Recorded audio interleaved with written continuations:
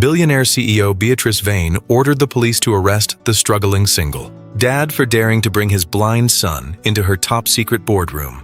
She screamed, "This child is a piece of human garbage, a liability I won't tolerate." But exactly 10 minutes later, when every billion-dollar security system in the building was neutralized and a sniper's red dot was centered on her heart, that same blind boy whispered a sentence that made Beatrice's world collapse. If you believe that eyes can be the biggest liars of all, stay until the very end to see the most poetic revenge in history. The lobby of the Titan-S security group was not designed for human comfort. It was designed for intimidation. It was a cathedral of mirror-polished obsidian and cold-brushed steel, smelling faintly of expensive ozone and the kind of perfume that cost more than a mechanic's annual salary. At 8 a.m. on a Monday, the lobby was filled with 62 of the world's most dangerous men. Former Navy SEALs, ex-intelligence operatives, and heavyweight champions, all standing in tailored suits that couldn't quite hide the lethal geometry of their muscles. They were the elite, the expensive, the visible. Then, the heavy glass revolving doors turned and Silas Thorne walked in. The air in the room didn't just chill, it curdled. Silas wasn't wearing a $5,000 suit. He wore a faded canvas jacket, stained at the cuffs, with engine oil and work boots that had seen too many winters. In his left hand, he carried a battered duffel bag. In his right, he held the small, warm hand of his 8-year-old son, Noah. Noah was a fragile silhouette in the middle of this temple of ego. He wore dark, oversized sunglasses and held a collapsible white cane. His head was tilted slightly to the side, his ears constantly scanning the room, translating the echoes of boots on marble into a map of a world he would never see. The narrator, watching from the high shadowed corners of the ceiling, knew what the room did not, that Silas Thorne had once been the primary architect of the Silent Ops Protocol, a legendary military strategy for combat in zero-visibility environments. He had vanished from the grid 5 years ago after a Black Ops mission went wrong, the same mission that had taken his wife's life. And Noah's sight. The laughter didn't start as a roar, it began as a ripple of snickers. A man in the front row, a former mercenary named Hunter, let out a sharp, barking laugh. Is this a bodyguard tryout or a fundraiser for the disabled?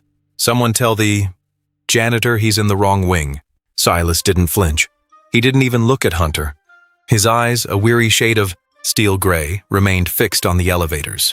He had the relaxed expression of a man who had already decided how the meeting would end, a quiet competence that felt like a wall of granite in a room full of glass. "Daddy," Noah whispered, his voice small but perfectly clear in the sudden silence. "The man in the front row is lying. His heart is beating too fast and he smells like cheap cigarettes and fear." The room went into a suffocating silence. Hunter's smirk evaporated instantly. He took a step toward the child, his jaw tightening, a micro-expression of a man who had been caught in a truth he wasn't prepared to handle. Silas shifted his weight, a movement so subtle it was almost imperceptible, yet it placed his body in a perfect line of defense between Hunter and the boy. But before Hunter could speak, the golden elevators at the center of the lobby chimed. The crowd parted like a sea of gray wool as Beatrice Vane stepped out. She was 31 years old and possessed a beauty that was as sharp and cold as a surgeon's scalpel. She wore an immaculate white Alexander McQueen suit that seemed to repel the very air around her. Beatrice didn't look at people. She appraised them like assets on a balance sheet. She measured human worth entirely by net worth and visual perfection. As she walked through the phalanx of candidates, her gaze didn't linger on the veterans or the champions. It landed with a sickening thud of disgust on Silas and Noah. She stopped 3 feet in front of them, the scent of her sandalwood. Perfume was an attack in itself, an artificial mask for the coldness underneath. She didn't address Silas. She looked at Noah, at his white cane, and then back, at the security chief standing beside her. "What is this?" Beatrice's voice was a low, dangerous hiss. "Is my lobby now a shelter for the broken? Who authorized this filth to enter my building?" Silas stepped forward, the physical contrast between his calloused, grease-stained hands and her porcelain white suit creating a jarring image of 2 different worlds colliding. "My name is Silas Thorne. I have an appointment at 8:15. I'm here for the position of lead tactical advisor." Beatrice let out a dry, theatrical laugh. It was a sound that had no joy in it, only the cruelty of the highborn. "Tactical advisor? You look like you fix leaky pipes in the basement, and you lead a blind child into a high-security zone? She reached out with a manicured finger and poked the lapel of Silas's worn jacket. In my world, Silas, if you aren't perfect, you don't exist. You are a ghost, a mistake. Security! Take this man to the holding area. I'll deal with the police later. And as for the child, get him out of my sight. The sight of that cane makes me physically ill. The security guards moved forward, their heavy boots thudding against the marble. Like the ticking of a countdown clock, Hunter, seeking to reclaim the pride he had lost when Noah exposed his nervous heartbeat, took a lingering step toward the boy. As Silas was being guided toward the detention wing, Hunter's combat boot accidentally swept across the floor. A sharp crystalline crack echoed through the hall, a sound so thin and precise, it made the air feel brittle. Noah's white cane, made of lightweight carbon fiber, snapped in two. The boy stumbled, his small hands reaching instinctively into the void, his dark sunglasses slipping to the bridge of his nose as he struggled to maintain his balance. Silas Thorne stopped walking. The room fell into a dead silence. The narrator, watching from the high, shadowed corners of the Cathedral of Greed, knew what the room did not, that the ghost in the machinery had just been summoned. Silas didn't shout. He didn't throw a punch. He simply stood there, his back to the CEO, his shoulders squaring into a lethal geometry that every veteran in the room recognized as a warning of impending violence. The slight protective slump of a tired father had vanished, replaced by the terrifying stillness of a predator. Beatrice Vane smirked, her arms crossed over her Alexander McQueen armor. It's just a stick, Silas. Buy him a new one with your next poverty check. Now get him out of here before I lose my patience. Noah, however, didn't cry. He knelt on the cold obsidian floor, his fingers tracing the jagged, splintered edges of his broken lifeline. He looked up, his sightless eyes directed exactly at Beatrice's heart, with a focus that made her skin crawl. "The lady is terrified," Noah whispered to his father, his voice small but resonant in the acoustic vacuum of the lobby. "She thinks her walls are thick, enough to hide the decay, but she can't even hear the rhythm of the betrayal, sitting in her own pocket." Beatrice's jaw tightened visibly, a micro-expression of a woman who felt her control slipping. The word betrayal landed like a small, cold drop of water on a hot stove. She signaled the guards to drag them away, unaware that she had just broken the only thing that could lead her out of the darkness she was about to enter. 10 a.m. The sub-level training facility. This was the core of Beatrice's marketing strategy, a windowless labyrinth of reinforced concrete where Titan S proved its tactical superiority to the world's elite. Today's test was called the Extraction. The goal, reach the center of the maze and retrieve a physical biometric key within 5 minutes. The catch was the atmosphere. The room was flooded with high-frequency electronic jamming. Standard night vision, thermal scanners, and tactical HUDs were rendered useless. They were blind in the light. The elite candidates went first. Hunter lasted 3 minutes before the interference caused his digital map to glitch, leading him directly into an automated stun trap. He emerged limping, his face red with a humiliation that no amount of money could buy back. The other veterans fared no better. They were men who had built their careers on the shiny parts of security. Without their digital eyes, they were merely large, confused animals in a cage. Beatrice watched from behind the reinforced glass of the observation deck, her skin taking on a translucent ashen quality. The international investors were already checking their watches, whispering in languages she couldn't control. Her empire, built on the illusion of technological infallibility, was failing its own test. "Elias, fix the sensors," Beatrice hissed at her security chief. "We can't, ma'am," Elias whispered, sweat tracing a line down his pale cheek. "The jamming is too clean. We built a house of glass and someone just threw a stone." Suddenly the intercom crackled. It was the detention wing. "Ms. Vane, the prisoner Thorne is demanding to run the gauntlet. He says he doesn't need the sensors. He says his son can lead him to the key in 90 seconds. Beatrice let out a desperate, hysterical laugh. "The mechanic and the blind boy? Fine, let them go. If they die in the dark, I'll file it as an equipment failure." Silas and Noah stepped into the mouth of the concrete labyrinth. Noah had discarded his broken cane. He held his father's belt with his left hand, his right hand extended into the air as if feeling for the very texture of the silence. "Lights out," Beatrice commanded. The facility went into a suffocating, absolute pitch black. In the observation room, even the monitors were extinguished to simulate total darkness. Inside the maze, Silas Thorne did not need light. He breathed in a slow, rhythmic metronome, synchronizing his heartbeat with his son's. Noah's ears twitched.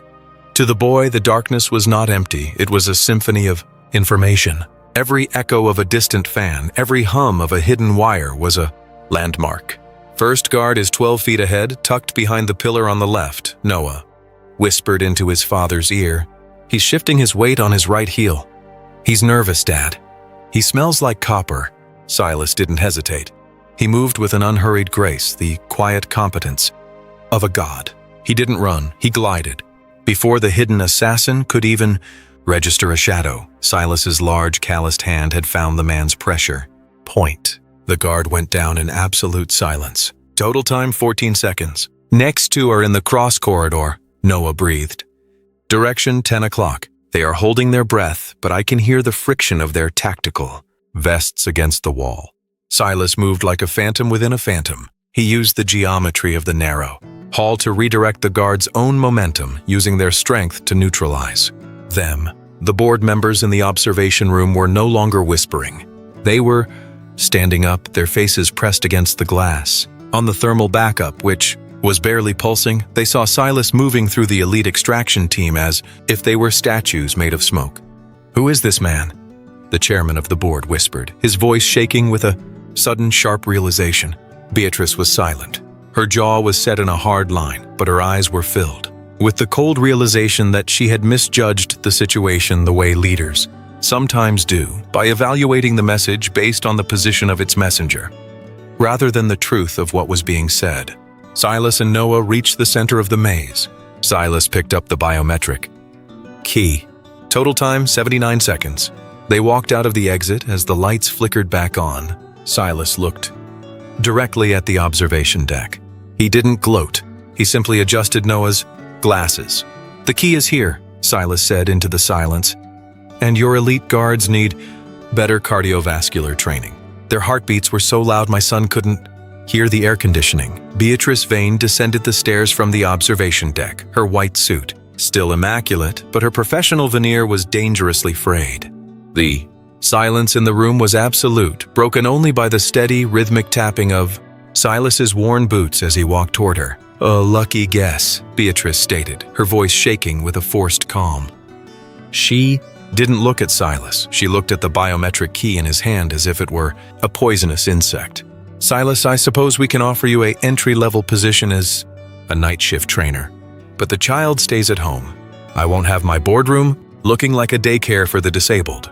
The narrator, watching the CEO's lips curl in disdain, saw the invisible thread of fate beginning to tighten. Beatrice was still playing a game of aesthetics in a world that was about to demand a high price in blood. Before Silas could respond, the heavy, reinforced doors of the training hall opened. A group of international delegates from the Euro Defense Union walked in, led by a man named Victor. They were here for the final signature, a $10 billion contract that would put Titan S in charge of the entire European border infrastructure. Victor smiled, a practiced diplomatic expression that didn't reach his eyes. He reached into the breast pocket of his charcoal suit and pulled out a sleek, gold-plated fountain pen. "A historic moment, Ms. Vane," Victor said, his voice a smooth baritone. "Let us put pen to paper and secure the future." Noah suddenly went rigid. He let go of Silas's belt and took a step toward the gold podium, his head tilted sharply to the left, his ears straining against a frequency that no one else in the room could perceive. "Daddy," Noah whispered, and this time the word carried a resonance that froze the blood of every veteran in the room. "The gold pen isn't a pen. It's breathing." Victor's smile didn't fade, but it sharpened into something predatory. "What is the boy saying?" "Beatrice, your charity case is interrupting a state-level negotiation. Get him out." Noah's voice grew louder, more urgent. "Stop." The pen is chirping. It's the same sound the birds made before the big fire at our old house. It's at 400 hertz. "Daddy, it's counting down!" Silas Thorne didn't wait for Beatrice's permission or the security team's reaction. He lunged. In one explosive motion, Silas crossed the 20-foot gap between the hallway and the podium. He snatched the gold pen out of Victor's hand and threw it with the force of a professional pitcher toward the reinforced concrete trash bin in the far corner of the room. "Get down!"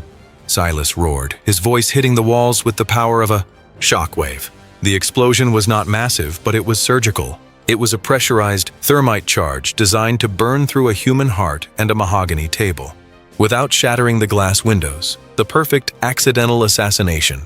During a high-stakes signing, the trash bin turned into a white-hot furnace, the metal melting instantly. Beatrice Vane was thrown backward by the force of the air, her white suit finally stained with soot and the gray dust of a shattered ceiling.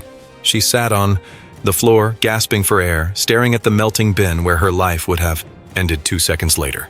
Silas stood over her, his broad shoulders shielding both her and Noah. Suddenly, the lobby doors burst open. A phalanx of black-clad soldiers with Department of Defense patches flooded the room. At their head was a man with 4 stars on his shoulders, General Elias Vance. The general ignored the cowering CEO. He walked straight to Silas and Noah. "Silas," the general said, his voice carrying the weight of a man who did not need volume to be heard. "We've been searching for the ghost of Tier 1 for 5 years. The Pentagon thought you were dead. I thought my best student had vanished into the desert." Silas Thorne straightened his posture.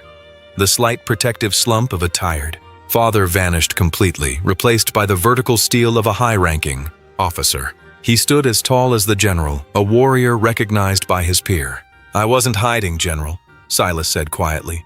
"I was just being a dad. My son needed me more than the country did." General Vance looked at Noah, then back at Beatrice, who was still trembling on the floor, her Alexander McQueen suit looking like a pile of discarded rags. "Ms. Vane," the general stated, his voice like cold granite. "You told my office that Titaness was the pinnacle of human achievement. But today I watched a billionaire CEO mock a legend because he wore a dirty jacket. I watched your guards break a blind child's cane because they were too arrogant to look at his character." The general pointed at Silas. "This man is not a mechanic. This is Colonel Silas Thorne. He holds 34 highly classified patents in acoustic tracking and zero-visibility combat. He wrote the manual for the security system you are currently trying to sell me. You were trying to sell his own math back to him, while calling him filth. The collapse of Titaness was faster than the explosion of the pen." "Silas." "Colonel," Beatrice stammered, crawling toward him, her manicured hands now clawing at his boots in a pathetic display of desperation. "I didn't." "No. If I had known who you were, we can fix this. I'll restore your son's sight today. I'll buy the best clinic in Switzerland. Please don't let the general revoke the contract." Silas looked down at Beatrice. The profound pity in his eyes was the most painful part of her punishment. "You didn't need to know my resume, Beatrice," Silas said, his voice echoing softly in the stunned silence of the room. "You only needed to know that I was a human being. You don't measure people by what they can do for your stock price. You failed the only test that actually matters, basic human decency." General Vance turned back to Beatrice. "The contract is revoked, and I will be initiating an immediate federal audit of Victor's delegation. It seems your international partners were trying to kill you to seize your assets, and the only person who heard them coming was the child you called human garbage." Beatrice Vane watched as the board members turned their backs on her. The security guards who had been so eager to follow her orders now stood with Silas. She was the only person in the building who was truly poor. Silas and Noah walked out of the Titaness building. They didn't take the service exit. They walked through the front doors, the warm afternoon sun hitting them like a blessing. General Vance caught up to them in the parking lot. He handed Noah a long, thin tube. Inside was a new cane, custom-made from the same grade of high tensile, titanium used in jet engines. "For the best radar in the world," the general said with a rare smile. Noah traced the metal with his fingers. "It sounds like a bell," he whispered. "Thank you, Grandpa General." "Silas," the general said. "The offer still stands? Director of the National Security Academy. Private house, full medical coverage for Noah. We have the best surgeons in the world waiting for him. Silas looked down at Noah. The boy nodded, his eyes bright with a hope that didn't need sight to be seen. "Only if I can set the curriculum," Silas said. "I want a school that teaches soldiers how to listen to the silence, and I want the first lesson to be never judge a man by his jacket." 3 months later, the Titan S Tower was gone, its sign replaced by the Noah Thorne Center for Visual and Sensory Research. Silas Thorne, the man who fought in the dark, the man who designed royalty, and the man who was just a dad, sat on a park bench with his son. Noah was no longer wearing dark glasses. He was staring at the sunset, his eyes still adjusting to the beautiful, messy reality of the world. "Daddy," Noah whispered, watching the orange light reflect off the city skyline. "The world is so loud." Silas took his son's hand, feeling the small, steady pulse of a future that was finally clear. "It is, Noah.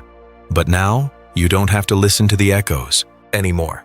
You can just look at the light. True wealth isn't measured by the logo on your suit, but by the weight of your character when no one knows your name." If this story resonated with you, if you believe that a father's love and a child's intuition will always defeat loud, please leave a like, share your thoughts in the comments below, and subscribe to the channel for more stories where justice is served. Until next time, stay strong, and remember, the most important things in life are the ones you can't see with your eyes.